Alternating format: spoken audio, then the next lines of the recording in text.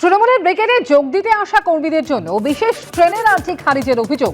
10ই March জনগর্জন সভাকে ভয় পাচ্ছে BJP. Alipurduar ও কোচবিহার থেকে দলীয় কর্মীদের কলকাতায় আনতে বিশেষ ট্রেনের আবেদন খারিজ করা হয়েছে, অভিযোগ তৃণমূলের।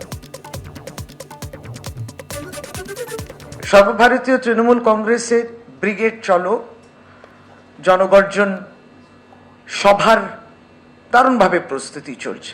29শে ফেব্রুয়ারি যারা বঙ্গের উত্তর দিক দিয়ে আসবেন, তো তার জন্য বিশেষভাবে দুটি ট্রেন নেওয়া হয়েছিল এবং যেমন হয় রীতি মেনে IRCTC কে লেখা হয়েছিল গ্রুপ জেনারেল ম্যানেজারকে, এরকম দুটি ট্রেন দরকার। এই দুটি ট্রেনে করে আলিপুরদুয়ার থেকে আসবে শিয়ালদা অবধি এবং আরেকটি নিউ কোচবিহার থেকে আসবে শিয়ালদা অবধি। ফাইনাল যে চিঠিটা এসে গেছে এবং তাতে বলাই হচ্ছে যে বুকিংটা আপনারা করেছিলেন এই দুটি ট্রেনের জন্য, সেই ট্রেনটা আমরা আর দেব না, এটা আমরা দিতে পারবো না বলে তারা লিখে নিয়েছেন। সুতরাং ভারতীয় জনতা পার্টি এবং এই কেন্দ্রীয় সরকার মানরেগা টাকাটা বন্ধ করে দেয়, গরিবের ঘর তৈরি হবে বন্ধ, গরিব মানুষ বঞ্চিত মানুষ ট্রেনে উঠবেন বন্ধ, ট্রেনে উঠে দিল্লি যাবেন। যে প্রতিবাদের সভা ছিল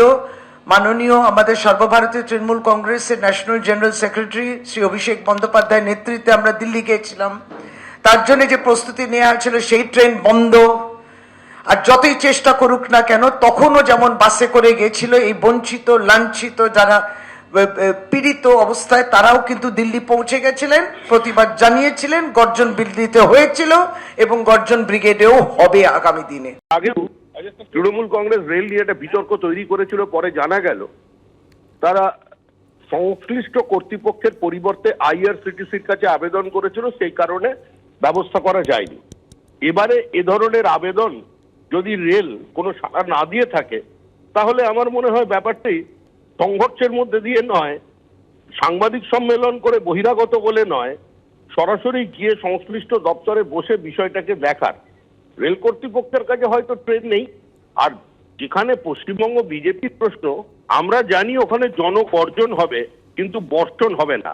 হোস পাইপ দিয়ে যদি জলও দেয়, তাহলেও বকটুই, সন্দেশখালী কিংবা দক্ষিণ 24 পরগনার আগুন নেভানো যাবে না। পরাজয়ের আগে পরাজয় মেনে নিয়েছে তৃণমূল কংগ্রেস, অন্তর্জলি যাত্রা শুরু হয়েছে, এখন সময়ের অপেক্ষা। আমাদের কাছে রেকের অ্যাভেলেবিলিটি না থাকলে আমরা সাধারণত সব ক্ষেত্রেই রিফিউজ করে দিই, সেই যে অর্গানাইজেশনই হোক। এটি হলো FTR ট্রেনস, হ্যাঁ, ফুল ট্যারিফ ট্রেন বলা হয় আমাদের তরফ থেকে, যেখানে একটি ট্রেনকে বুক করতে পারে যে কোনো সংগঠন বা যে কোনো ক্লাব বা যে কোনো অর্গানাইজেশন, ভলেন্টারি হোক বা পলিটিক্যাল হোক, যে কোনো। এবারে রেকে অ্যাভেলেবিলিটি না থাকলে তো কিছু করার থাকে না, এর মধ্যে পলিটিক্সকে না টানাই বেটার।